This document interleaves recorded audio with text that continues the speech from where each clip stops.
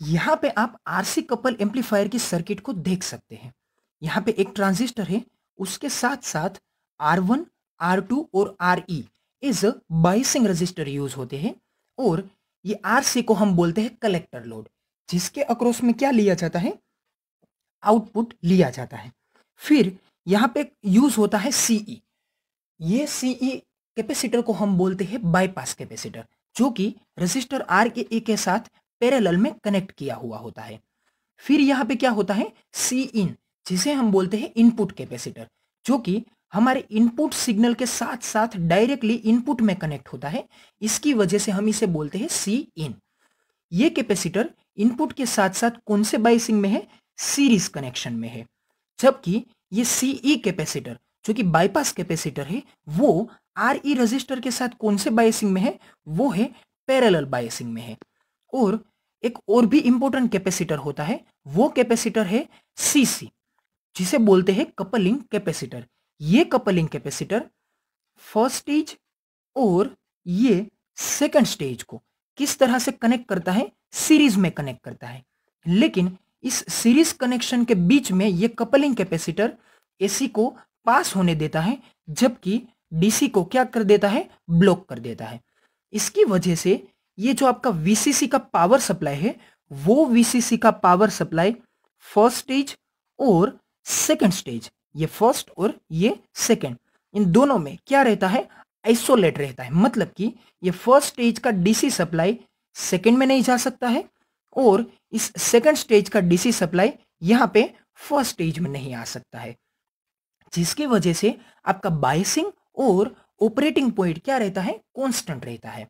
फिर क्या बात आती है, इन दोनों स्टेज को कपल करने के साथ साथ आप यहां पे ये भी देख सकते हैं कि ये जो हमारा आउटपुट है, वो आउटपुट भी एक कैपेसिटर के आफ्टर में ही लिया जाता है। लेकिन यहां पे एक लोड रजिस्टर जोड़ना इंपॉर्टेंट है, जिसे कि हम बोलते हैं शंट रजिस्टर आर एस। तो ये जो शंट रजिस्टर है, ये शंट रजिस्टर और ये कपलिंग कैपेसिटर दोनों एक साथ कंबाइन होके क्या रिप्रेजेंट करते हैं, आरसी कपल ट्रांजिस्टर एम्पलीफायर। तो आई होप कि आपको ये सर्किट अच्छी तरह से समझ में आई होंगी। यहां पे आपको एक बात अच्छी तरह से मेंशन करनी है कि ये 2 transistor RC couple transistor amplifier है। लेकिन यहां पे सिर्फ और सिर्फ 2 स्टेज को कंस्ट्रक्ट करने के लिए बहुत ही ज्यादा कंपोनेंट्स का यूज होता है, क्योंकि सिर्फ एक स्टेज को बनाने के लिए आपको अलग अलग 4 रजिस्टर और 3 कैपेसिटर्स का इस्तेमाल करना पड़ता है, और साथ में एक हमारा कोर इंपॉर्टेंट कंपोनेंट जिसे हम बोलते हैं ट्रांजिस्टर। तो ये टोटल 4 और 3 7 और उसके साथ एक 8, मतलब कि टोटल 8 कंपोनेंट एक स्टेज को कंस्ट्रक्ट करने के लिए हमें जरूरी बनते हैं। तो जैसे आप इन सभी स्टेजेस को बैक टू बैक कनेक्ट करते हैं, तो उसकी वजह से क्या होता है, ऐसे ही 8 कंपोनेंट हर एक स्टेज में यूज होते हैं, जिसकी वजह से ये सर्किट बहुत ही कॉम्प्लेक्स बनती है। क्योंकि इस सर्किट को कंस्ट्रक्ट करने के लिए आपको बहुत ही ज्यादा टाइम चाहिए, और टाइम के साथ साथ आपको यहाँ पे बारीकी से काम करना पड़ता है। दूसरी बात, ये जो R1, R2 और RE सभी रजिस्टर है, वो रजिस्टर कोई भी रैंडम वैल्यू के नहीं चल सकते हैं। यहाँ पे आपको R1, R2, RE और साथ में RE, इन सभी रजिस्टर को चूज करने के लिए एक स्पेसिफिक कैलकुलेशन करनी पड़ती है। वो कैलकुलेशन डिपेंड्स होती है एसी सिग्नल के करंट के ऊपर, डीसी पावर सप्लाई के ऊपर, और साथ में आपके ट्रांजिस्टर के टाइप के ऊपर डिपेंड होती है। क्योंकि जैसे ही ट्रांजिस्टर चेंज होता है, तो उसकी भी कई प्रॉपर्टीज चेंज होती है। उसका बीटा चेंज हो जाता है, उसका टेम्परेचर का वेरिएशन की जो प्रॉपर्टी होती है वो चेंज हो जाती है। उसके साथ साथ उसका जो IB होता है, IC होता है और IE होता है, मतलब कि तीनों टर्मिनल्स का इंडिविजुअल जो करंट होता है, वो करंट की कैपेसिटी भी चेंज होती है। क्योंकि सभी ट्रांजिस्टर में इंप्यूरिटी का रेटिंग अलग अलग होता है, और इस इंप्यूरिटी की वजह से ही ये तीनों करंट्स क्या होते हैं, प्रोड्यूस होते हैं। तो आपको ये अच्छी तरह से मेंशन करना है कि यहाँ पे जितने भी ज्यादा कंपोनेंट्स आप यूज करेंगे, तो उन सभी कंपोनेंट्स को हैंडल करने में आपको उतनी ही ज्यादा दिक्कत परेशान करने वाली है। तो हमें यहाँ पे ये ड्रॉबैक को याद रखना है कि RC couple amplifier according to cost बहुत ही चीप है, लेकिन उसका जो कंस्ट्रक्शन है, उसका जो हमें यूज करने का ढंग है, तरीका है, उसे आपको बहुत ही अच्छी तरह से मेंटेन करना पड़ता है और उस तरीके को मेंटेन करने के लिए आपको बहुत ही बड़ा एफर्ट लगाना पड़ता है, क्योंकि इसका जो स्टेबलाइजेशन है, क्यू पॉइंट का जो मेंटेनेंसी है, वो मेंटेनेंसी बहुत ही हार्ड है, बहुत ही टफ है। तो आगे देखते हैं इस आरसी कपल ट्रांजिस्टर एम्पलीफायर की ऑपरेशन की फिनोमिनन के बारे में, कि इसको ऑपरेट करने के लिए हमें कौन कौन सी बात को अच्छी तरह से माइंड करनी चाहिए। Operation of RC coupled transistor amplifier.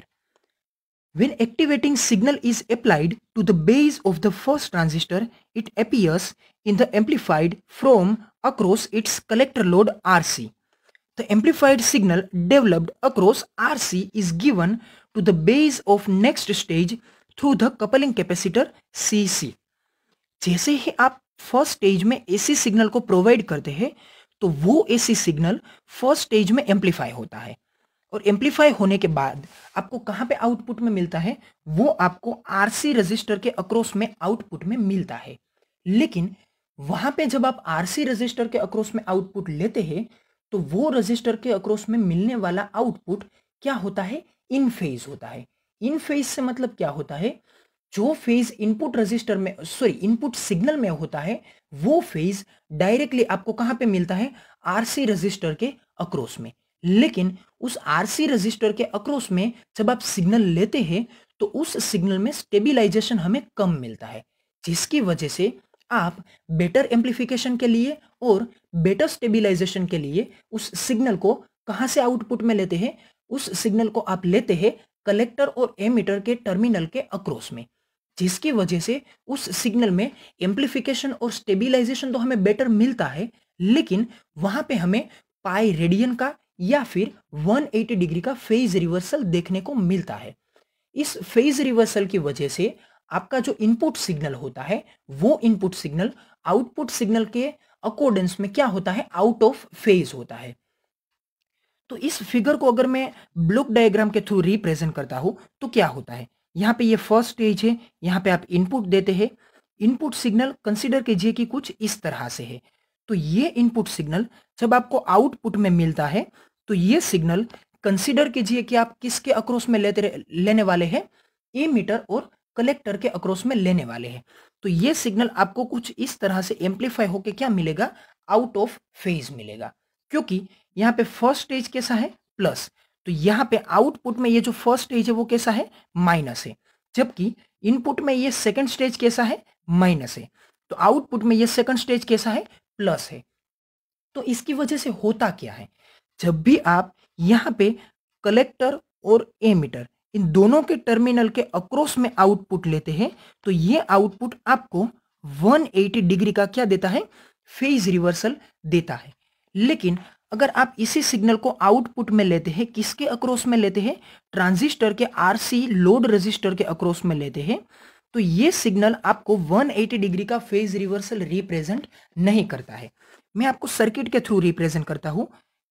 ये बन गया हमारा ट्रांजिस्टर, ये क्या है, कलेक्टर टर्मिनल, ये है एमीटर टर्मिनल और ये है बेस टर्मिनल। तो आरसी लोड कहां पे कनेक्ट होता है, इस कलेक्टर टर्मिनल के साथ क्या कनेक्ट होता है, आरसी लोड। यहां पे क्या सप्लाई दिया जाता है, वीसीसी सप्लाई। फिर यहां पे हम क्या यूज करते हैं, कपलिंग कैपेसिटर सीसी, और यहां पे आर ई रजिस्टर के बाद हम इसे क्या कर देते हैं, ग्राउंड कर देते हैं। और यहां पे क्या यूज होता है, R1 यूज होता है, और यहां पे यूज करते हैं R2 को। लेकिन हमें इंपॉर्टेंट क्या समझना है, हमें इंपॉर्टेंट ये देखना है कि activating signal is applied to the base of the first transistor, मतलब कि इनपुट सिग्नल यहां से दिया जाता है, लेकिन जब आप उस आउटपुट सिग्नल को इस रजिस्टर के अक्रॉस में यहां पे लेते हैं, तो वो सिग्नल क्या आता है, इन फेज आता है। इन फेज से मतलब क्या होता है कि यहां पे अगर इनपुट सिग्नल इस तरह से है, तो आउटपुट सिग्नल भी किस तरह से रहेगा, आउटपुट सिग्नल भी इसी तरह से, मतलब कि +2 प्लस और -2 माइनस आता है। यहां पे कोई भी फेज रिवर्सल आपको देखने को नहीं मिलता है। लेकिन जब आप इस आरसी रजिस्टर के बदले ये कलेक्टर और इस एमीटर इन दोनों टर्मिनल के अक्रॉस में आउटपुट लेते हैं, तो क्या होता है, जैसे कि मैंने आपको आगे की फिगर में रिप्रेजेंट किया था कि यहां पे इनपुट और आउटपुट में क्या मिलता है, फेज रिवर्सल मिलता है। तो ये रीजन क्या था, ये रीज़न ये था कि जब आप आरसी के अक्रॉस में आउटपुट लेते हैं तो वहाँ पे आपको स्टेबिलाइजेशन नहीं मिलता है। तो उस स्टेबिलाइजेशन को फिर से पाने के लिए आप सिग्नल को कहाँ से आउटपुट में लेते हैं? आप सिग्नल को कलेक्टर और एमिटर टर्मिनल के अक्रॉस में क्या लेते हैं? आउटपुट में लेते हैं। फिर आगे क्या लिख के दे रखा है? The second stage does further amplification of the signal in this way the cascade. Cascade का मतलब क्या होता है? कास्केड का मतलब होता है वन आफ्टर अनदर। मतलब कि ये जो फर्स्ट स्टेज और उसके साथ कपलिंग कैपेसिटर यूज करके ये जो आप सेकंड स्टेज को कनेक्ट करते हैं तो उसे हम क्या बोल सकते हैं? कास्केडेड बोल सकते हैं। मतलब कि इसे बोल सकते हैं कास्केडिंग बोल सकते हैं। तो ये जो दो स्टेज को कनेक्ट करने का फिनोमिनन है उसे एक अलग तरह से वर्ड दिया गया है। उस वर्ड का नाम क्या है? कास्केडिंग। और इसका कोई अलग से मतलब निकल के नहीं आता है। The second stage does further amplification of the signal. In this way, the cascade, one after another, stages amplify the signal and the overall gain is considerably increases. मतलब कि जो प्रोसीजर एक स्टेज एक सिग्नल के ऊपर करता है वही प्रोसीजर दूसरा स्टेज उसी सिग्नल के ऊपर करता है, जिसकी वजह से प्रोसीजर के रिपीटेशन की वजह से उसका एम्प्लीफिकेशन क्या होता है? ज्यादा होता है। और एम्प्लीफिकेशन ज्यादा होने की वजह से उसका गेन क्या होता है? वो गेन कंसिडरेबली इंक्रीजेस होता है। कंसिडरेबली इंक्रीजेस होने का मतलब क्या होता है कि इसे आप देख सकते हैं कि फर्स्ट स्टेज में जो आपका गेन इंक्रीज होता है वो सेकंड स्टेज में और भी ज्यादा इंक्रीज होता है। क्योंकि अगर आप कंसीडर करते हैं कि फर्स्ट स्टेज में आपने 2 मिली वोल्ट का सिग्नल दिया है तो वो सिग्नल फर्स्ट स्टेज से जब बाहर निकलता है तो वो कितने का हो जाता है? कंसीडर कीजिए कि वो हो जाता है 100 मिली वोल्ट का। तो उसकी वजह से क्या होगा? ये 100 मिली वोल्ट का सिग्नल अब सेकंड स्टेज के लिए किस तरह से एक्ट करेगा? सेकंड स्टेज के लिए ये as a input signal act करेगा। उसकी वजह से अब सेकंड स्टेज में जो इनपुट सिग्नल है वो क्या हो जाता है? 100 मिली वोल्ट का। तो आप कंसीडर कर सकते हैं कि अगर एक स्टेज 2 से 100 कर सकता है तो ये जो हमारा 100 मिली वोल्ट का सिग्नल है वो सिग्नल ऑलरेडी बड़ा ही है। तो उसकी वजह से ये सेकंड स्टेज 100 को फिर से 50 टाइम बना के हमें क्या दे सकता है? हमें वो 500 मिली वोल्ट तक दे सकता है, जिसकी वजह से हमारा ये जो गेन है वो गेन कंसिडरेबली इंक्रीज हुआ माना जा सकता है। तो हमें ये बेनिफिट क्या होता है? बेनिफिट ये होता है कि ये जो हमारा फर्स्ट स्टेज था वो first stage poor amplification represent कर सकता है, लेकिन उस सिग्नल के ऊपर रिपीटेड प्रोसीजर की वजह से वही सिग्नल आउटपुट में आपको अच्छी तरह से एम्प्लीफाई किया हुआ मिल सकता है। फिर क्या बात आती है? It may be mentioned here that total gain is less than the product of the gain of individual stages. मतलब क्या है कि यहाँ पे आप जब अलग अलग स्टेजेस के गेन के बारे में बात करते हैं तो आपको क्या समझना होता है? कंसिडर कीजिए कि ये फर्स्ट स्टेज है, ये सेकंड स्टेज है और फिर ये क्या है? थर्ड स्टेज है। तो फर्स्ट स्टेज में जो सिग्नल हम इनपुट में देते हैं उसको कंसिडर कीजिए कि उसका वोल्टेज क्या है? V1 है। इस इनपुट वोल्टेज का जब आप फर्स्ट स्टेज के बाद आउटपुट लेते हैं तो वो वोल्टेज क्या बन के आता है? V2 बन के आता है। फिर ये V2 वोल्टेज सेकंड स्टेज के लिए किस तरह से एक्ट करता है? एज अ इनपुट एक्ट करता है। तो ये सेकंड स्टेज इस V2 को यूज करके आउटपुट में क्या देता है? V3 वोल्टेज देता है। और बाद में ये V3 वोल्टेज थर्ड स्टेज के लिए किस तरह से बिहेव करता है? As a input signal behave करता है। और आउटपुट में ये जो आपका तीसरा स्टेज है वो हमें क्या वोल्टेज देता है? वो हमें देता है V4। तो आप इन तीनों स्टेजेस के गेन के बारे में बात करते हैं तो गेन की डेफिनेशन क्या है? गेन की डेफिनेशन है output voltage ratio two the input voltage. मतलब कि आपको यहाँ पे एक रेशियो लेना है। वो रेशियो किस तरह से रिप्रेजेंट होता है? Output voltage upon input voltage. तो ये जो फर्स्ट स्टेज है इस फर्स्ट स्टेज का आउटपुट वोल्टेज क्या है? V2 है। इसके डिवीजन में क्या आएगा? इसका इनपुट वोल्टेज, जिसे हम किस तरह से लिख सकते हैं? V1। फिर दूसरे स्टेज के बारे में, तो दूसरे स्टेज के लिए आउटपुट वोल्टेज क्या है? V3 है।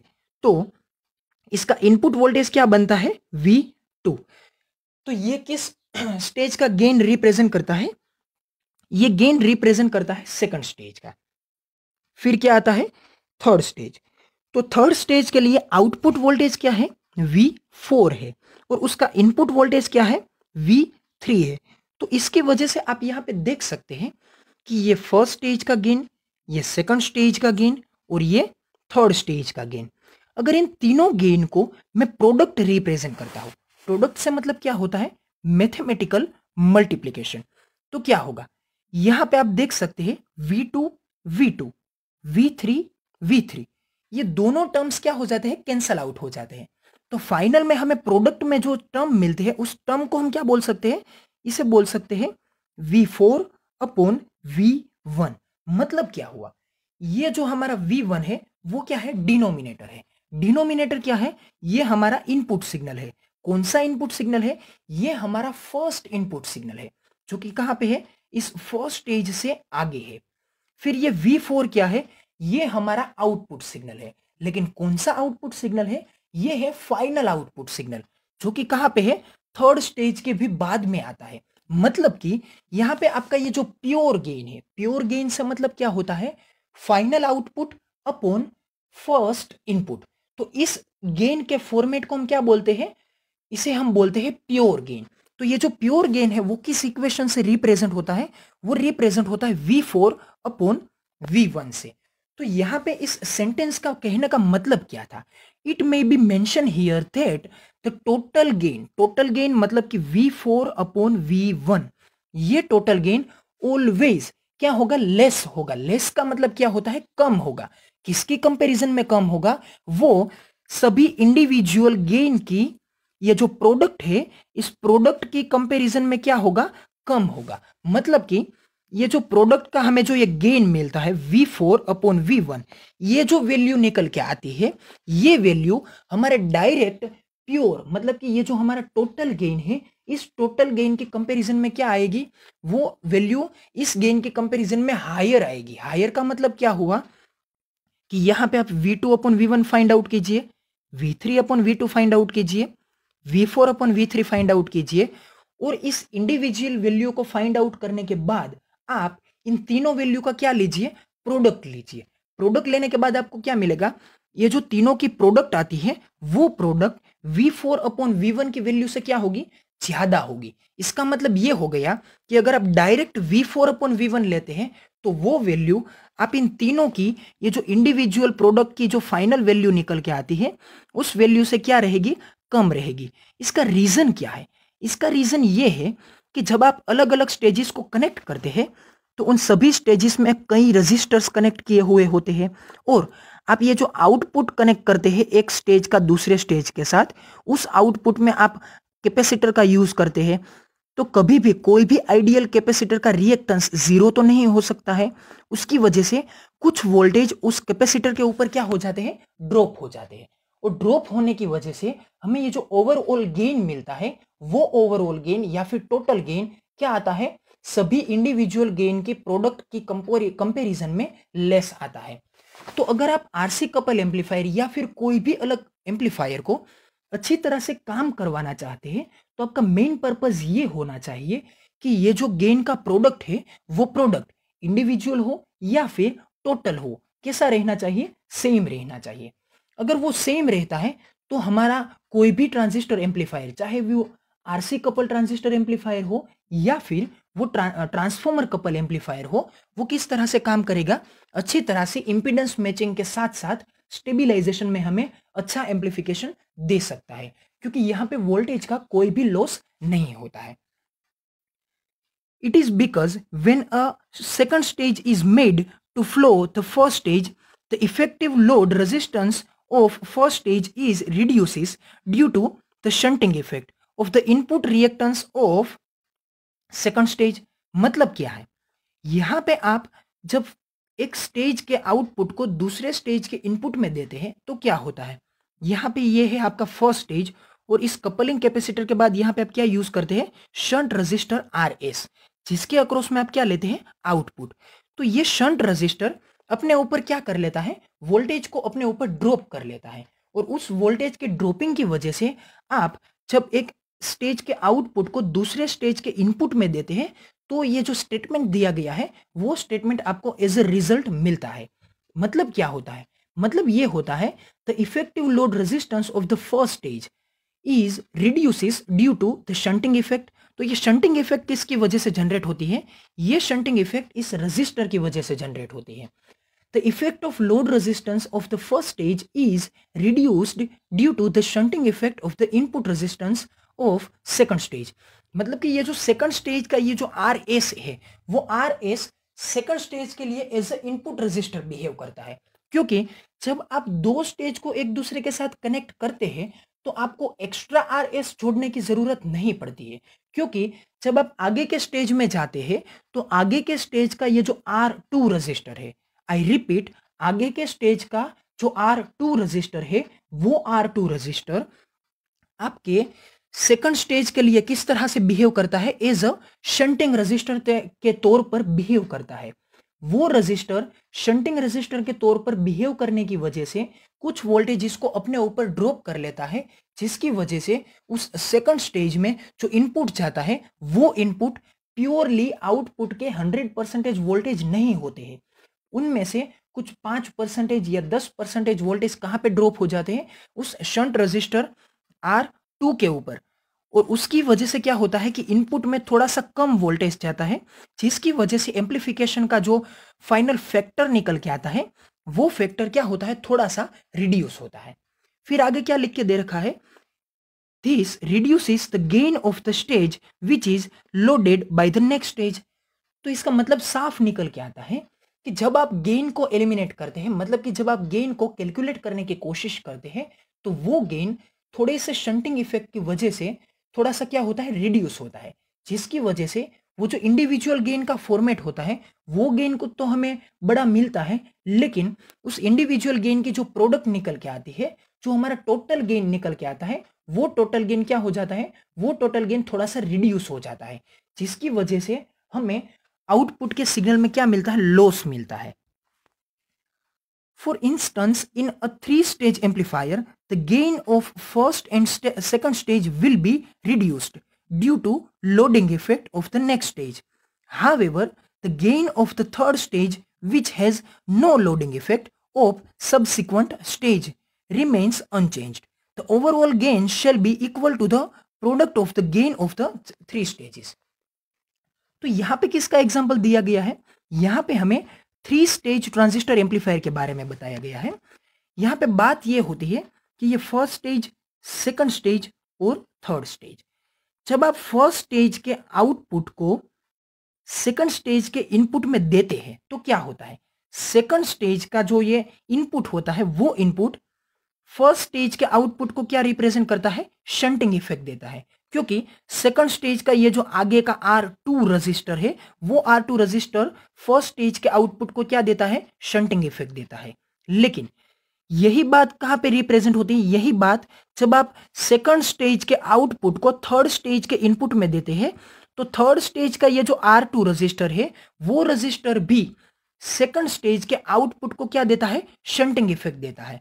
तो इसका मतलब ये होता है कि फर्स्ट स्टेज और सेकंड स्टेज दोनों में शंटिंग इफेक्ट देखने को मिलती है, लेकिन जब आप थर्ड स्टेज के आउटपुट के बारे में बात करते हैं तो थर्ड स्टेज के आउटपुट के साथ कोई भी कनेक्शन नहीं है, जिसकी वजह से थर्ड स्टेज के आउटपुट को कोई भी शंटिंग इफेक्ट का यहाँ पे कोई भी शंटिंग इफेक्ट का फॉर्मेट नहीं देखने को मिलता है।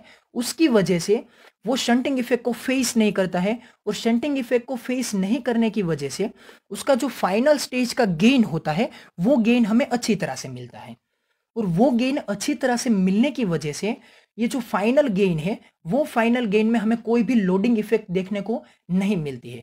तो क्या होता है कि फाइनल स्टेज में कोई भी गेन का एक्सचेंज नहीं मिलता है, वो क्या रहता है? Remains unchange. तो हमें याद क्या रखना है? हमें याद ये रखना है कि जब भी आप आगे के स्टेज को सबसिक्वेंटली यूज करते हैं तो वो आगे के सभी स्टेज उसके प्रीवियस स्टेज को क्या देते हैं? प्रीवियस स्टेज को शंटिंग इफेक्ट देते हैं।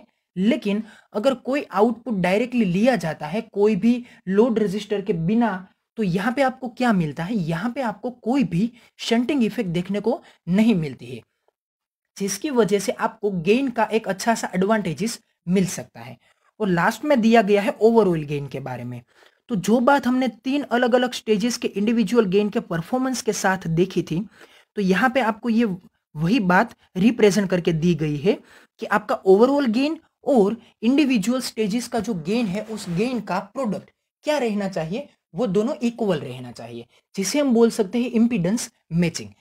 तो आई होप कि आपको ये operation of RC couple transistor amplifier अच्छी तरह से समझ में आ गया होगा। यहाँ पे हमने कौन कौन से टर्म्स की बात की थी।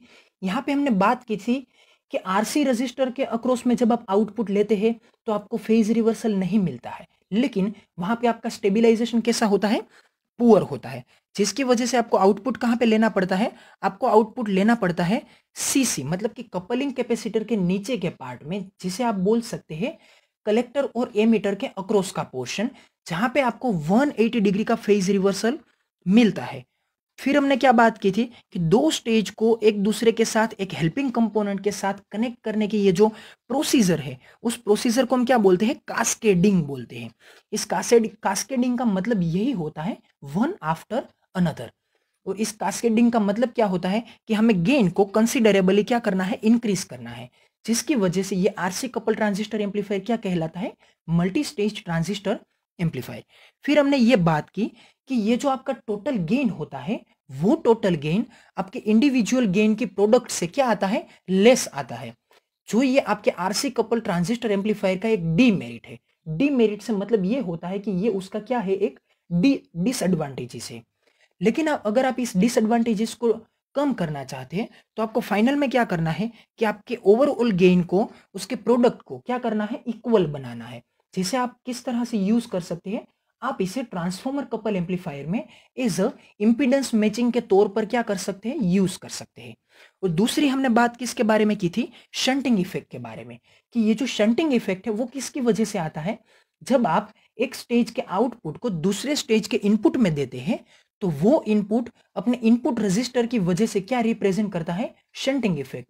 और उसकी वजह से जो ये आपका आउटपुट होता है फर्स्ट स्टेज का, उस आउटपुट का 100% पोर्शन दूसरे स्टेज के इनपुट में नहीं जा सकता है, और उनमें से 5 से 10% का पोर्शन किसके ऊपर ड्रॉप हो जाता है, उस शंट रजिस्टर के ऊपर ड्रॉप हो जाता है।